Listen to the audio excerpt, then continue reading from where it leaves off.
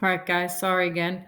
Okay, so we were just finishing the average cost. Again, adding up the total cost of everything in our warehouse right over here, right, divided by the total number of bananas gave us $15.67 per banana.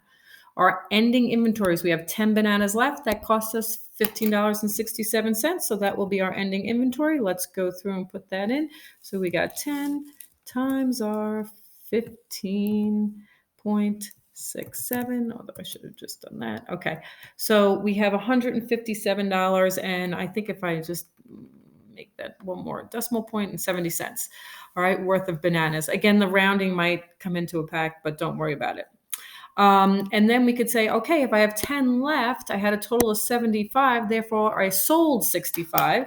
So this 1,018 should be equal to, what am I going to do in there? Equal to 65 times, and of course I should have just plopped it into there, right? That should give us close to that. Yep, 1,118, you can see it's rounding. All right, so that's periodic. Okay, I am going to put this template up on the classroom. I want you to go through and either print it out, play with it, do those things. You'll see down here, the template is right here, and the answers are also right kind of next to it, because I want you to be able to work through it. I'm going to make a copy for each and every one of you on the classroom, and then we're going to start to go through Perpetual. All right, so we're going to do this grid next, and I'll kind of set it up at the end of this.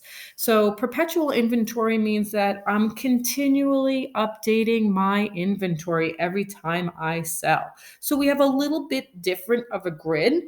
And it looks something like this. Okay, so here's our warehouse again. We've got a beginning inventory. We purchase stuff, we sell stuff, and then we purchase stuff again. And we're going to come down here and kind of look at it every single day. You'll notice that I color coded each one of the columns. We've got this blue column, which has purchases. Anything I purchase, I'm going to put into these columns. I'm going to do the quantity, the number that I purchased, the unit cost, multiply those out to get a total cost. In my columns, anything that I sold, right, cost of merchandise sold, I'm going to do the same thing. I'm going to put the quantity in, the unit cost, multiply those out and get our total cost.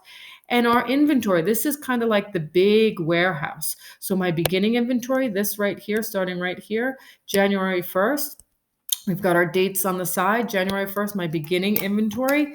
I'm starting with 20 bucks. No, I'm sorry, 20 bananas. Let's do banana. You know, I like those bananas. 20 bananas, and they cost us $100 each. These are really expensive bananas, and I would multiply that out, just like what we did in the periodic.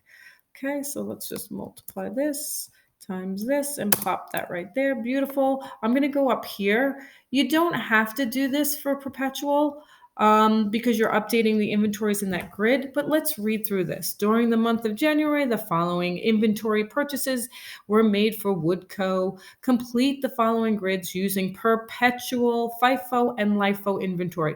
We are not doing average cost in perpetual, just FIFO and LIFO. First in, first out, last in, first out. Okay, so I don't know. I just get into these things. I like to make sure I know what my dollar amounts are. You don't even have to do this for this one. It's just one of those things that I like doing. Just, I don't know, just one of those things. And I would just, so I have an idea of the dollar amounts as we kind of go through this. Okay, there we go. All right, I don't know why. I just like to have that up there to look at. You don't really have to do that. Okay, so January 1st, our beginning inventory, 20 bananas cost us $100 each.